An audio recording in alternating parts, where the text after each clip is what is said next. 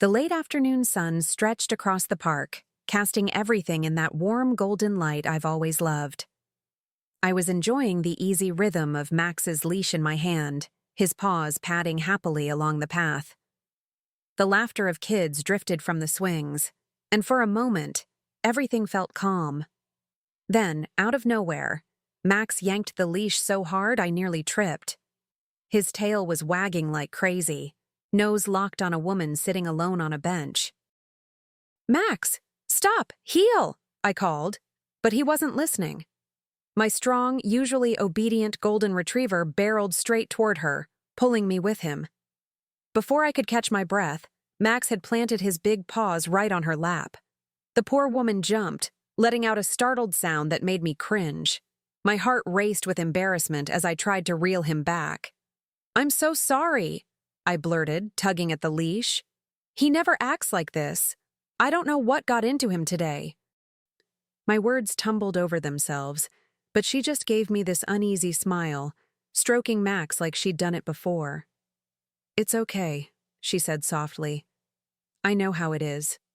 My dogs ignore me sometimes too, but I've never seen Max like this." Her words stopped me cold. I froze for a second, still holding Max's leash tight in my hand. Did she just say his name? I replayed it in my head, certain I hadn't introduced them. My stomach flipped, like the ground had shifted beneath me. I tried to cover my surprise with a nervous laugh, but inside, alarms were going off. I looked at her more closely now. Short dark hair tucked behind her ears, hands still stroking Max like she knew exactly where his favorite spot was. "Wait, how do you know his name?" I asked, my voice sharper than I meant it to be. The smile slid right off her face, and for the first time she looked rattled. Her eyes darted away, and I swear her hands trembled. She stammered something I couldn't even catch, then scrambled to her feet.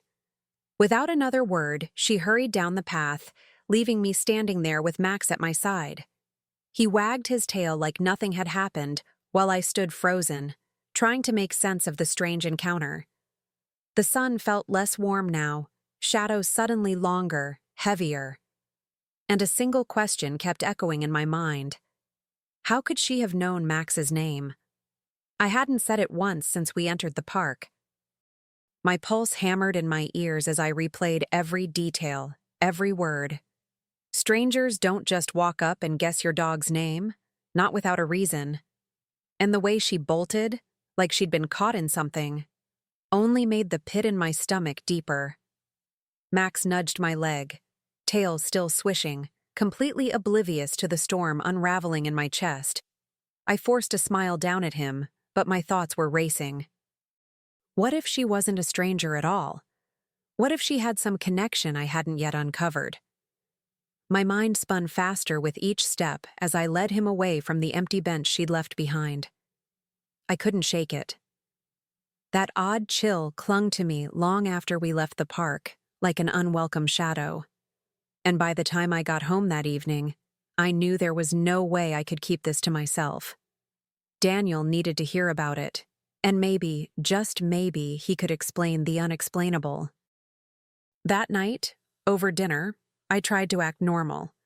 The clink of silverware against plates filled the silence, but my mind was miles away, still stuck on that woman in the park. Finally, I set down my fork and took a deep breath. "Something strange happened today," I said carefully, watching Daniel's face.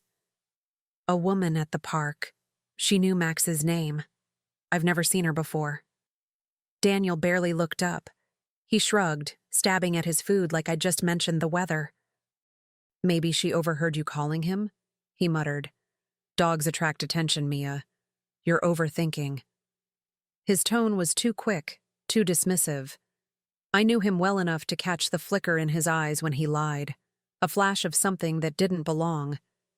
I leaned back in my chair, narrowing my eyes. But I didn't say his name, not once. She said it first. My words hung heavy in the air, like smoke that wouldn't clear. The room felt tighter, smaller, and I could almost hear my own heartbeat pounding against the silence that followed. Daniel's fork clattered against his plate, the sound sharp enough to make me flinch. His jaw tightened as he snapped, "You're being paranoid. Let it go." The sudden edge in his voice sent a cold shiver down my spine. This wasn't the calm reassurance I expected. It was defensiveness. Too much. Too fast. I stared at him, my chest tightening with unease. For years, I'd trusted this man with every corner of my life, and now, over something as simple as a dog's name, he was bristling like I'd accused him of a crime. My gut twisted, screaming at me to pay attention. When something feels wrong, it usually is. I picked up my glass of wine, pretending to sip, just to give myself a second to breathe. Behind my calm expression, though, my mind was working overtime. Why would he get so defensive if there was nothing to hide? The answer scared me, but one thing was clear. I couldn't just ignore this. The rest of dinner was a blur. Daniel kept eating like nothing had happened, but every bite tasted like cardboard to me. I watched him across the table, noticing the way his eyes refused to meet mine for too long, the way his shoulders stayed tense. The more he pretended to be casual, the more my suspicions burned. Max padded over to my chair, resting his head on my knee. I stroked his fur absent-mindedly, feeling the comfort in his steady presence. Dogs don't lie. They don't play games. They love and they trust, and that woman had known my dog like he was hers. That fact lodged itself deeper and deeper into me, impossible to shake. By the time I cleared the plates, my decision was made. I couldn't just swallow this and move on. Not when Daniel's reaction only fanned the flames. If answers wouldn't come from him, I'd have to find them myself. And I knew exactly where to start. Back at the park, same time, same place. The next afternoon, I returned to the park with Max, my pulse racing with every step. I told myself it was just a walk, but deep down I knew I was hunting for something, or someone. Sure enough, as we rounded the familiar path, there she was. The same woman sitting on the bench again, phone pressed to her ear. I slowed my pace, pretending to fuss with Max's leash while I edged closer.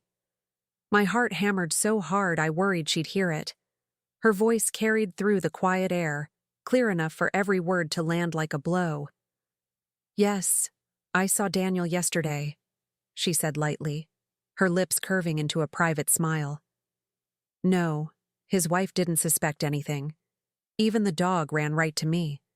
He remembered me." The ground tilted under me. My throat tightened, my palms damp against the leash. Max. She knew him because she'd been around him before. She knew him because she'd been with Daniel. The weight of it settled over me like ice. And in that instant, I understood. This wasn't some stranger. She was his mistress. I felt my breath catch in my chest, like the air itself had turned against me. My hand tightened around Max's leash until my knuckles went white. She sat there so casually, spilling pieces of my life into her phone as if they were hers to tell. The betrayal wasn't abstract anymore.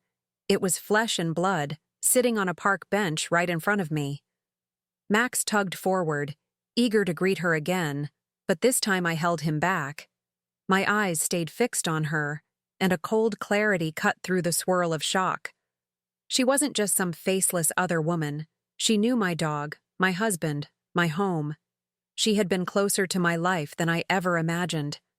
That realization burned hotter than anger.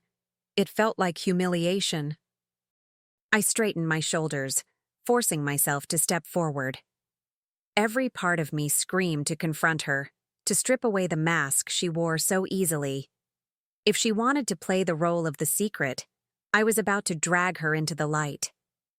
And when I finally spoke, my voice didn't shake. It was calm, sharp, and deliberate. "Funny," I said, stepping closer, Max at my side. "I didn't know you and Daniel were so close.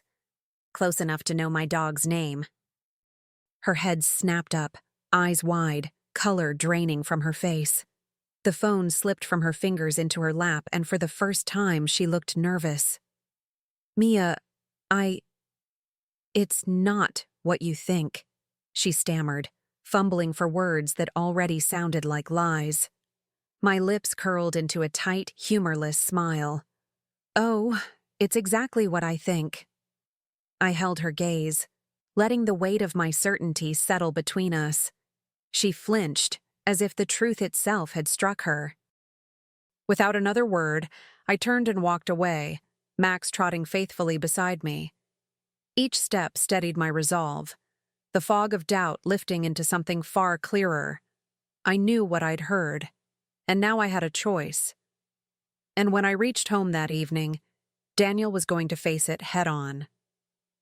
That evening, I walked through the front door with Max at my side, my chest tight, but my mind clear. Daniel was in the living room, the glow of the TV painting his face in flickers of blue and white. For a second, I just stood there, watching him like a stranger, wondering how many lies could fit behind one familiar smile. Then I wrapped Max's leash around my hand like armor and stepped forward. "Daniel," I said evenly, my voice calm but cold. "How long have you been introducing our dog to your mistress?" His head jerked up, eyes widening like I'd thrown ice water across him. The remote slipped from his hand, clattering to the floor. "Mia, listen, I can explain." I cut him off, slamming my phone onto the coffee table. The echo rang through the room. "She said your name. She knew Max. She's been part of his life, which means she's been part of yours for a long time." My words sliced through the silence, and for once, he had nothing quick or clever to hide behind. Daniel's face crumpled, panic spilling across his features. He stepped toward me, hands raised as if he could soften the blow with a gesture. "It was a mistake. It didn't mean anything." His voice cracked under the weight of his own desperation, but I didn't move, not even an inch. I shook my head slowly, my grip on Max's leash firm. "You made Max trust her," I said, my voice steady even as my chest ached. "You let him believe she was safe, part of his world. Do you realize what that means? You didn't just betray me, Daniel. You twisted the loyalty of the one creature who loves us unconditionally." His mouth opened and closed like he was grasping for excuses, for anything that might undo the truth I had laid bare. But there was no taking it back. The damage wasn't just in the affair. It was in how deeply he had woven her into the fabric of my life without my consent, and that, I knew, was unforgivable. Daniel reached for me, but I stepped back, holding up a hand. His eyes were wide, pleading, but all I felt was a cold distance settling between us. For years, I'd carried love, trust, and patience into this marriage, and in return, he'd handed our life to someone else in secret. The weight of that betrayal pressed heavier than any argument he could make. He whispered my name like it was a lifeline, but it only sounded hollow now. My heart didn't ache the way I thought it would. Instead, there was a strange clarity, like a storm had passed and left me standing in the wreckage, finally able to see. And what I saw was a man who had chosen lies over loyalty. I turned away, resting my hand on Max's head, feeling his steady warmth under my palm. My decision was made, even if Daniel didn't know it yet. I wasn't going to scream or beg or crumble. No, I was going to make sure he understood the cost of what he'd done, and that meant my next step would be deliberate, calculated, and final.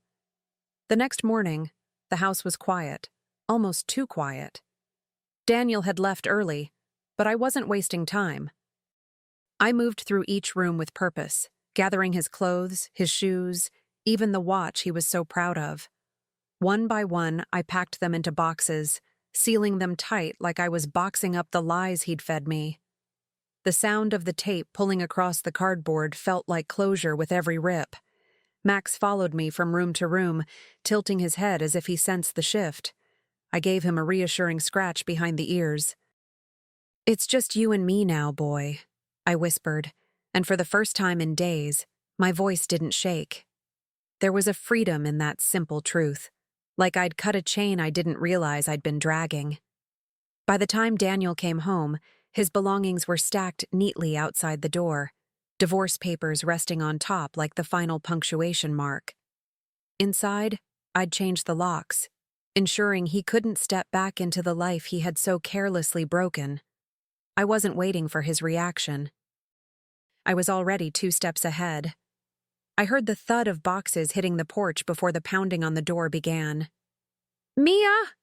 Daniel's voice boomed, dripping with anger. "You can't just throw me out like this!" I stood calmly inside, Max pressed against my leg, his steady presence reminding me that I wasn't alone. I unlocked the door just enough to meet Daniel's furious eyes. "Yes, I can," I said softly, almost too softly for how sharp the words cut. And I did. His face twisted, rage colliding with disbelief. He tried to push against the door, but it didn't budge. "Please, Mia," he pleaded, desperation creeping into his voice. "I'll fix this. I'll fix us." I almost laughed, not from humor, but from the bitter irony. "You broke it," I replied, my tone like ice. "You made choices, and now you get to live with them. Outside." I gave Max's leash a gentle tug, stepping back as I prepared to shut the door for good. Daniel's protests filled the hallway, but they no longer touched me. Daniel's voice grew faint as the door clicked shut between us, his pleas muffled on the other side. I slid the lock into place, my hands steady, my heart strangely calm. For the first time in a long time, I felt in control, not just of the house, but of my own life. Max leaned into me, his warm body grounding me in that moment of finality. I sank onto the couch, exhaling the kind of breath you don't realize you've been holding for years. No more lies, no more explaining away my instincts. The truth had cut deep, but it had also set me free. And as I sat there, Max's head resting on my lap, I knew I had chosen loyalty, mine and his, over betrayal. Later that evening, I took Max for a walk through the quiet streets.